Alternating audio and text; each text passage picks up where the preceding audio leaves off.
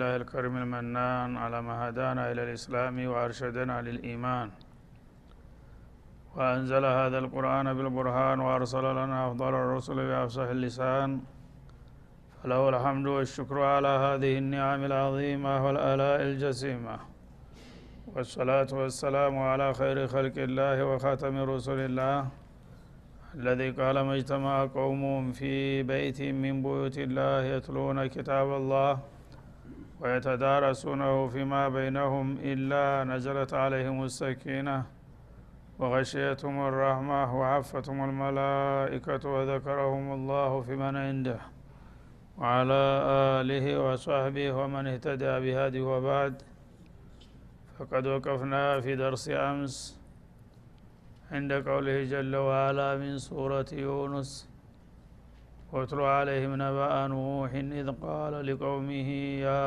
قوم إن كان كبر عليكم مقامي وتذكيري بآيات الله فعلى الله توكلت فأجمعوا أمركم وشركاءكم ثم لا يكن أمركم عليكم غمة ثم قضوا إلي ولا تنذرون. الآية 71. فلنبدأ من هنا. أعوذ بالله من الشيطان الرجيم. واتل عليهم نبأ نوح إذ قال لقومه يا قوم إن كان كبر عليكم مقامي وتذكيري بآيات الله فعلى الله توكلت فأجمعوا أمركم وشركاءكم ثم لا يكن أمركم عليكم غمة ثم قضوا إلي ولا تنظرون. فإن توليتم فما سألتكم من أجر إن أجري إلا على الله وأمرت أن أكون من المسلمين. فكذبوه فنجيناه ومن معه في الفلك وجعلناهم خلائف وأغرقنا الذين كذبوا بآياتنا فانظر كيف كان عاقبة المنذرين.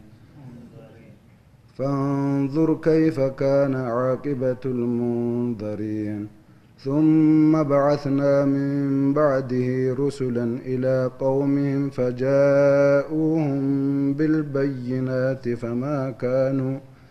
فما كانوا ليؤمنوا بما كذبوا به من قبل كذلك نطبع على قلوب المعتدين. ثم بعثنا من بعدهم موسى وهارون إلى فرعون وملئه بآياتنا فاستكبروا وكانوا قوما مجرمين. فلما جاءهم الحق من عندنا قالوا إن هذا لسحر مبين. قال موسى أتقولون للحق لما جاءكم أسحر هذا ولا يفلح الساحرون.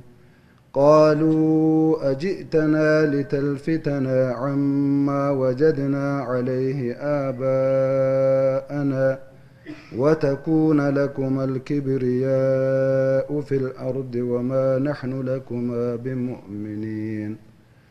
وقال فرعون ائتوني بكل ساحر عليم. فلما جاء السحرة قال لهم موسى ألقوا ما أنتم ملقون. فلما ألقوا قال موسى ما جئتم به السحر إن الله سيبطله إن الله لا يصلح عمل المفسدين ويحق الله الحق بكلماته ولو كره المجرمون. فما آمن لموسى إلا ذرية من قومه على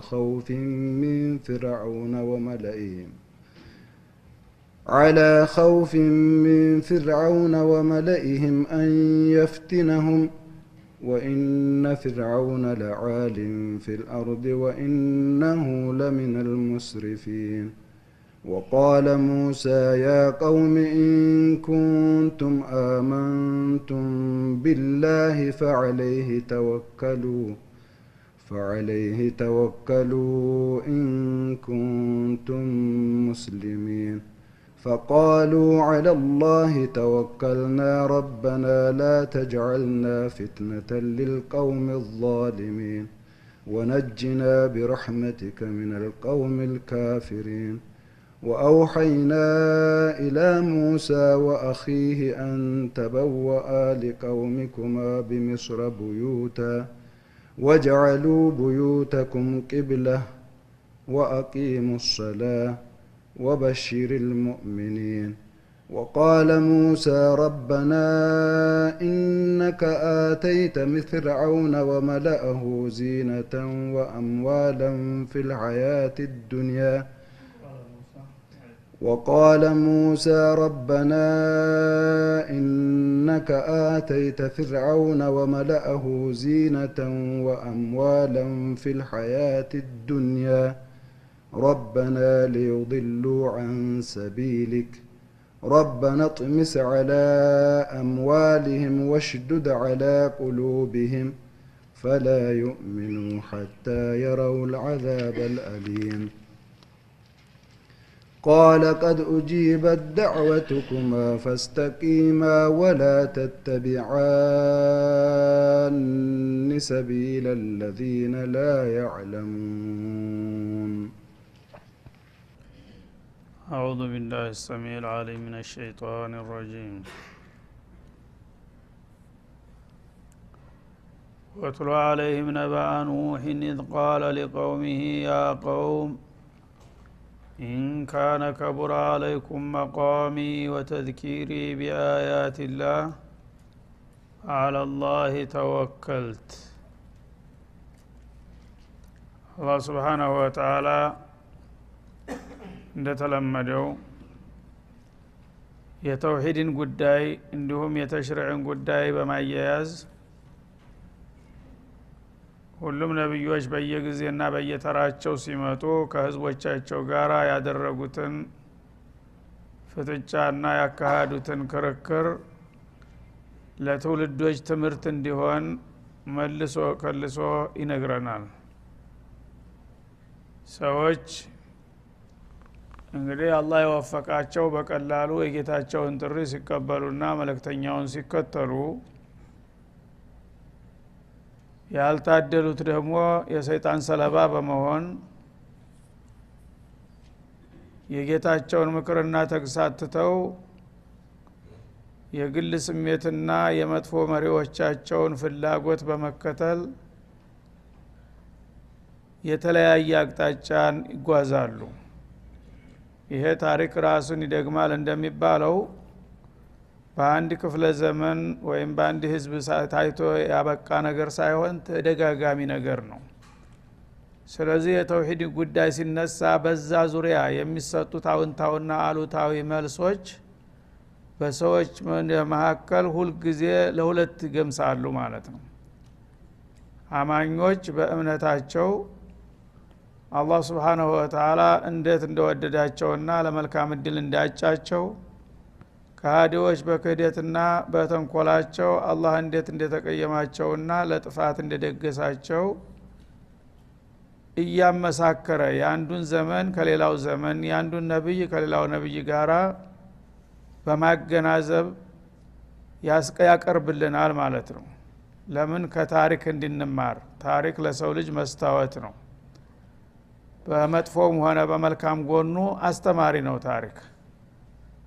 አንድ ትውልድ መጥፎ ነገር ሰርቶ ታለፈ፣ በዛ ጥፋት ሳቢያ አላህ ተቆጥቶ በዱንያም ሆነ በአኺራ ለመጥፎ ነገር ከዳረገው ያ ነገር ለመጪው ትውልድ ምክርና መመሪያ ሆኖ ነው የሚያልፈው፣ ልብ ላላቸው ማለት ነው። ደጎች ደግሞ በመልካም ሰርተውና በርክተው ከሄዱ በሰዎች ዘንዳ የተደነቁ ታሪካቸው የተመጎሰ ይሆናል። ያኔ ደግሞ የመጪው ትውልድ የነሱን ፈለግ ተከትሎ መልካም ለመስራት በር ይከፍትለታል ማለት ነው። ስለዚህ ጦሪቀተል ቁርአን ሁሉ ጊዜ ይሄንን ስልት ይጠቀማል በተደጋጋሚ። ታሪካችሁ ተማሩ። ለምን ሁሉ ጊዜ ጥሬ ሁሉ ጊዜ ጀማሪ ትሆናላችሁ?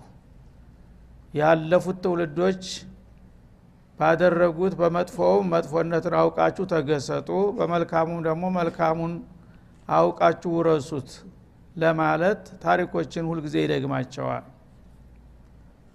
እና ባለፈው እንግዲህ ነብዩ አለይሂ ሰላቱ ወሰለም በጊዜያቸው ያጋጠሟቸው ተቃዋሚዎች ምን ያህል ችግር እንዲያደረሱባቸው ሲገልጽ ነበረ የመጣው ማለት ነው። ይሄ ማኩንተ ቢድዓ ሚን الرسل እንዳለው የመጀመሪያ መልእክተኛ የመጀመሪያም ተጠቂ አይደለህም። ያለፉትም ነብያቶች እንደዚህ ብዙ ጣውረድ ያጋጥሟቸው ብዙ ጥላቶች ተፋልመዋቸው ነው ለውጤት የበቁትና እስቲ ያለፉትን አውሳላቸው ይላል ማለት ነው። በዛ መሰረት ከነብዩ ኑህ ይጀምራል ማለት ነው። ነብዩ ኑህ አወሉል ሙርሰሊን በመባል ያወደሷቸው ናቸው። ኑህ የመጀመሪያው ታጋይ ናቸው በሃይማኖት ረገድ ማለት ነው። እርግጥ ከዛ በፊት ነብይ የለም ማለት አይደለም እና አደም እና ሺስ እና ኢድሪስ አልፈዋል። ግን ከዛ በፊት የነበሩት ነብያቶች በቀላሉ ሽርክና ኩፍር የሚባል ነገር በመድር ላይ የለም። እንግዳውሳ የሰው ልጆች ጌታቸውን እንዴት እንደሚገዙ እንዴት እንደሚጸልዩ ማስተማር ብቻ እንጂ ካፊር የሚባል ነገር የለም፣ ሙሽሪክ የሚባል ነገር የለም። ከዚህ አቅጣጫ ተመለስና ወደዚህና የሚል ፍጥጫ አላጋጠማቸው ማለት ነው። ኑህ ግን ሰዎች ከፈር ካፈነገጡ በኋላ ስለመጡ ከስተት ላይ የወደቁትን ሰዎች እንደገና ወደ ቀደምት ፈራችሁ ተመለሱ ሲሏቸው አካከ ዘራፋሉ ማለት ነው። ስለዚህ ልክ አስጨራሽ ሆነ ትግል ውስጥ ገቡ። ፈለቢተ ፊህም አልፈ ሰነትን ኢላ 50 ዓም እንዳለው አልዓንከቡት ላይ ለ50 ዓመት የጎደለው 950 ዓመት ሰለቸኝ ደከመኝ ሳይሉ ታገሉ ተፋለሙ ማለት ነው። በመጨረሻም ረቢ እኒ መግሉቡን ፈንተሲር ብለው አቤቱታ አቀረቡ። እኔ እንግዲህ አቅሜን ሟጥጬ ጨርሻለሁ፣ ካሁን በኋላ የምታረገውን አድርግ ብለው ሲከሷቸው ጥሩ ነው እንዳልከውም አንተ ድርሻህን ተወጥተሃል፣ እኔ የማረገውን አረጋለሁ ብሎ ያው አላህ እርምጃውን ወሰደ ማለት ነው። ስለዚህ ይሄ ትልቅ ታሪክ ስለሆነ ሁል ጊዜ ከሱ ይጀምራል። የነብዩላህ ኑህን ታሪክ በብዙ ሱራዎች ደጋግሞ ነው የመጣው ማለት ነው። እና አሁንም እዚህ ሱራ ላይ ወትሉ ዐለይሂም ነባአ ኑህን፣ ነባእ ማለት ኸበር ማለት ነው። የነብዩላህ ኑህን ታሪክ ወይም ዝና አውሳላቸው አንብብላቸው ለህዝቦችህ። إذ قال لقومه ነብዩላህ ኑህ በወቅቱ መተው በጊዜው ለነበሩት ወገኖቻቸው ባሉ ጊዜ ያ ቀውም ወገኖቼ ሆይ አሉ፣ ጥሪያቸውን ሲጀምሩ ማለት ነው። እናንተ ካፊሮች እናንተ ሙሽሪኮች ብለው አይደለም የጀመሩት።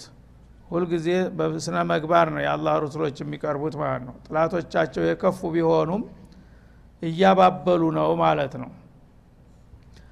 ያ ቀውሚ ወገኖቼ ሆይ አሏቸው፣ ኢንካነ ከቡር አለይኩም መቃሚ፣ እኔ ከናንተ መካከል ለብዙ ዘመናት መቆየት የከብዷችሁ ከሆነ አሉ፣ ወተዝኪሪ ቢአያቲላህ፣ የአላህን አንቀጾች እያወሳሁኝ እናንተን መምከርና መገሰጡ ሰልችቷችሁ ከሆነ ፈዐለላህ ተወከልት፣ በዚህ በመሰላቸት ስሜት ተነሳሳችሁ በእኔ ላይ ጉዳት ልታደርሱ እያሰባችሁ እንደሆነ ይሰማኛልና ምናልባት ይህን ነገር ልታረጉ አስባችሁ ከሆነ የምፈራ አይምሰላችሁ፣ እኔ በላከ ጌታ ላይ እመካለሁኝ። የፈለጋችሁትን እርምጃ ለመውሰድ ብትሞክሩ የኔ ጌታ አሳልፎ እንደማይሰጠኝ አውቃለሁኝ፣ ከንቱ አትሰቡ አሏቸው ማለት ነው። ፈአጅሚዑ አምረኩም ወሹረካአኩም፣ ስለዚህ እናንተ በእኔ ላይ ልታሳልፉት የምትፈልጉትን ውሳኔ በአንድ ድምፅ ተስማምታችሁ ወስኑ፣ ፈለገውን ነገር ብትወስኑ እኔ መበገር አይደለሁም ማለታቸው ነው። ወሹረካአኩም፣ እንደዚሁም በአላህ ፈንታ የምታጋሯቸው ህገወጥ ጣዖቶቻችሁም በእኔ ላይ ለሚወሰደው እርምጃ የሚተባበሯችሁ ከሆነ እነሱንም ጨምራችሁ ባለ በለላ ኃይላችሁ በእኔ ላይ የፈለጋችሁትን መወሰን ትችላላችሁ አሉ።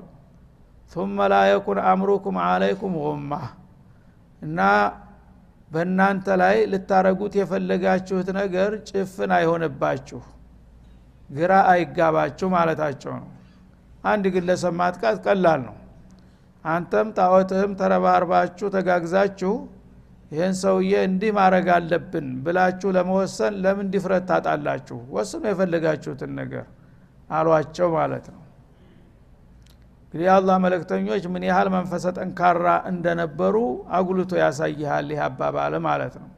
ልክ ነብዩላህ ኢብራሂም ከነህይወታቸው እጅግራቸውን አስረው ጋማሳት ውስጥ ሲወረውሯቸው እንዳልተበገሩት እሳቸውም እንቢታልክ እኮ እናጠፋሃለን ሲሏቸው ማን ነው የምታስፈራሩት አሉ። እርግጥ ነው እናንተ የተወሰነ ኃይል እንዳላችሁ አቃለሁኝ፣ በብዙ ሺህ የምትቆጠሩ ህዝቦች ናችሁ። በዛውም ላይ ደግሞ ጉልበት ካነሳችሁ መደጎሚያ ጣዖቶቻችሁ አሉ፣ እነሱንም እርዱን ተባበሩን በሉና ባለ በለላ ኃይላችሁ በእኔ ላይ ልትወስኑት የፈለገውን ነገር ወስኑ እና ለምን ግራ ይጋባችኋል? እኔ ትልቅ ጀይሽ አይደለሁም አንድ ግለሰብ አይደለሁም እንዴ ይሏቸዋል ማለት ነው። ثم لا يكن امركم عليكم غمة በእኔ ላይ ልትወስኑት የፈለጋችሁት ጉዳይ ጭፍን አይሆንባችሁ። ምን ብናረግ ይሻላል እያላችሁ አትጨነቁ። አንድ ነገር ለምን አትወስኑም ደፍራችሁ? ثم قضوا الي እና በውሳኔያቸው መሰረት በእኔ ላይ እርምጃ ውሰዱ። ወላ ትንዚሩን ፋታም አትስጡኝ። አንድ ቀን አንድ ደቂቃም አልጠይቃችሁም። አቅም ካላችሁ በፈለጋችሁ ሰዓት የፈለጋችሁትን አሁን በአሁኗ ደቂቃ መወሰን ትችላላችሁ። እኔ ምንንም አልፈራም፣ ጌታ ከኔ ጋር ነውና አሏቸው ማለት ነው። እና እንግዲህ መጨረሻ አካባቢ ነው 950 አመታት ያህል ያው ያምኑልኛል መስሏቸው ብዙ ሲወጡ ሲወርዱ ሲለምኑ ሲያባብሉ ከርመዋል ማለት ነው። በመጨረሻ ግን አንዱ ትውልድ ወደ ሌላው ትውልድ እየተሸጋገረ የመጀመሪያው እሳቸው የተወለዱበት ትውልድ አለቀ። እሳቸውን እድሜ አላህ አረዘመው ማለት ነው። እና ይሄ ትውልድ በሚገባደድበት ጊዜ ለልጆቻቸው ኑዛዜ እያስተላለፉ ሞቱ ማለት ነው። ይሄ መናጢ ሰውዬ ሁል ጊዜ በአላህ በማይታይ ጌታ እመኑ፣ እሱን ብቻ አምልኩ፣ እነዚህ ጣዖታቶች አይጠቅሟችሁም እያለ እየጨቀጨቀን ነው የኖረው። ስለዚህ እኛ አሁን እየተመናመን ነውና ምናልባት እሱ ብቻ ከቀረ የአገር ሽማግሌ ብላችሁ እንዳትሳሳቱ ልጆቻችን አደራችሁን፣ አጥንታችን እሾህ ሆኖ ይውጋችሁ የኛን እምነት ብትለቁ እያሉ ጭንቅላታቸውን ይመርዛሉ ልጆችን ማለት ነው። ያ የሽማግሌው እንግዲህ ሲያበቃ ሁለተኛው ትውልድ ሲመጣ ይሄ መናጢ ሰው እየመጣ አባቴ አደራ ብሎኛል ጅሌ ላኩትን አይረሳምና ማለት ነው። እና እንደ ውሻ እየተከታተሉ ያሳድዷቸው መቆሚያ መቀመጫ ያሳጧቸው ጀመሩ ማለት ነው። እነዚህም የኖሩትን ያህል ኑረው እድሜያቸው ሲገባደድና ሲሸመግሉ እንደገና ደግሞ ሌላውን ትውልድ እንደዛው መርዘው ይሄዱ ማለት ነው። ስለዚህ ሁሉም ትውልዶች አንድ አቋም ያዙ ማለት ነው። ለዚህ ነው ረቢ ላ ተዘር على الارض من الكافرين ديارا ያሉት። انك ان تذرهم يضلوا عبادك ولا يلدوا الا فاجرا كفارا እና ተሞክሮ አለ በተጅሪባ እነዚህ ሰዎች አንድ ትውልድ ሁለት ሶስት ትውልዶች ካንዱ አንዱ ይሻላል የሚባል ሳይሆን እየባሱ ሄዱ ማለት ነው። ስለዚህ እነዚህ የምድር ጀርም ናቸውና እነዚህን ከምድር ላይ ጠርገህ ማጥፋት አለብህ። እነሱ ምናልባት እሱ እንኳን ቢገር ልጁ ይሻላል ተብሎ ተስፋ የሚጣልባቸው አይደሉም ያሉት ደጋግመው ስለሞከሯቸው ነው ማለት ነው። እና እንግዲህ ከዚህ በኋላ እነዚህ ሰዎች ኸይር የላቸውም የሚል ድምዳሜ ላይ ስለደረሱ ተሐዲ ውስጥ ገቡ ማለት ነው። ተፋጠጧቸው፣ ፊት ለፊት ተፋለሟቸው። እናንተ እኔን ሁል ጊዜ ምንም ወገን ረዳት የሌለኝ አድርጋችሁ ታንከለክሉኛላችሁ፣ ታዋክቡኛላችሁ። ምንድነው እንደዚህ የምታረጉት? ባለ በለላ ኃይላችሁ ልትወስዱት የምትፈልጉትን ውሳኔ ወስኑ። እንደገና ደግሞ ቀጠሮ ጊዜም አንድ ቀን ሁለት ቀን ስጡኝም አልላችሁም። ወላቱን ዚሩን ጊዜ አትስጡኝ ባሁኑ ደቂቃ ይፈልጋችሁትን አድርጉ በማለት አፋጣጭ ሆነ ጥያቄ አቀረቡላቸው ማለት ነው። ለምን በጌታቸው ይተማመናሉና እነሱ እስካሁንም ቢሆን አላህ ከልክሏቸው እንጂ ደስታውን አይችሉት ነበር ቢያጠፏቸው ማለት ነው። ከዚያ በኋላ ነገሩ እንግዲህ እስከ መጨረሻ ሲደርስ እነሱም ያለ የሌለ ኃይላቸውን አስተባብረው በሰውየው ላይ እርምጃ ለመውሰድ ሲሞክሩ የሳቸው ቀደመና አላህ Subhanahu Wa Ta'ala እርምጃውን ወሰደ ማለት ነው። እና ፈፈታና አብዋበ ሰማይ ቢማኢ ሙንሃሚር ወፈጀርና الارض عيونا فالتقى الماء على امر قد قدر ባለው መሰረት አንድ ጊዜ ከሰማይ ዶፍ ዝናብ ማቋረጫ የሌለው ዝናብ ወረደ ማለት ነው። ከመሬት ደግሞ በምድር ከርስ የነበረን ምንጭ በሙሉ ገንፍሎ እንዲወጣ አደረገና በሁለቱ የውሃ ኃይል ምድርን ውጥንቅጧን አወጣት በአንድ ጊዜ ማለት ነው።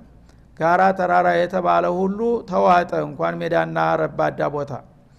በዛ ሰዎች እንግዲህ እንዳልነበሩ ሊሆኑ ነው ማለት ነው።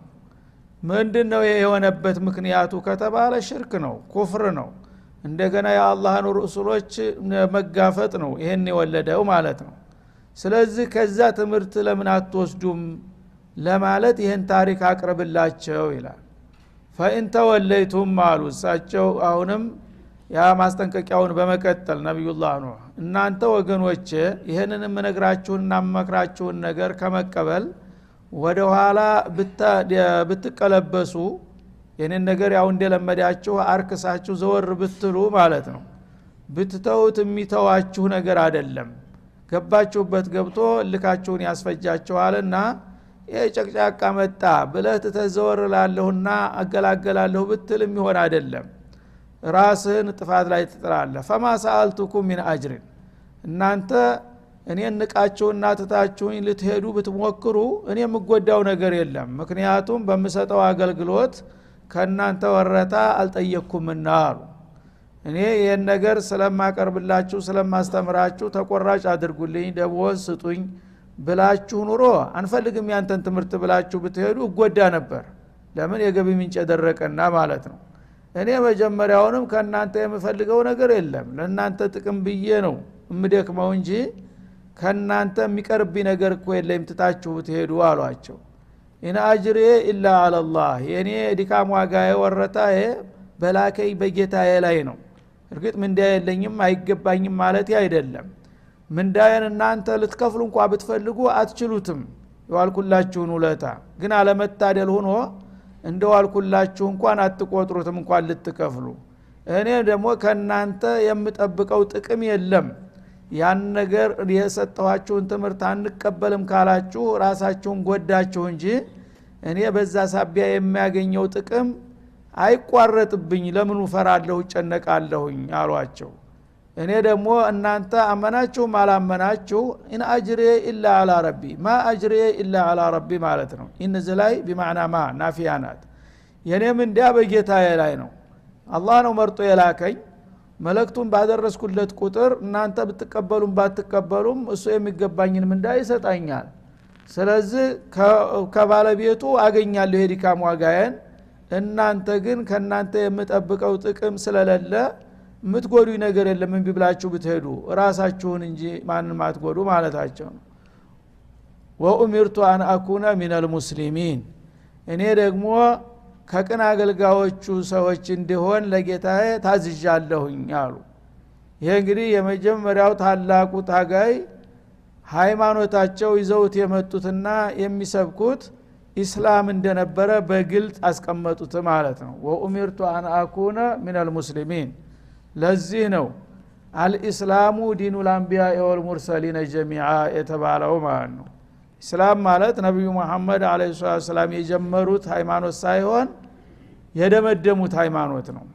የመላው ነብያት ሃይማኖት ኢስላም ነው። ምክንያቱም ኢስላም ማለት አንቂያድ ሊረቢል ዓለሚን ኢብራሂም አስሊም ሊረቢል ዓለሚን በሚላቸው ጊዜ አስለምቱ ሊረቢል ዓለሚን ኢስላም ማለት ለአላህ ፍጹም ታዛዥና ተገዥ ማለት ነው። ስለዚህ ነብይ የተባለ ሁሉ በሙሉ የአላህ ታዛዥና ተገዥ ነው። ስለዚህ እምነታቸው ኢስላም ይባላል።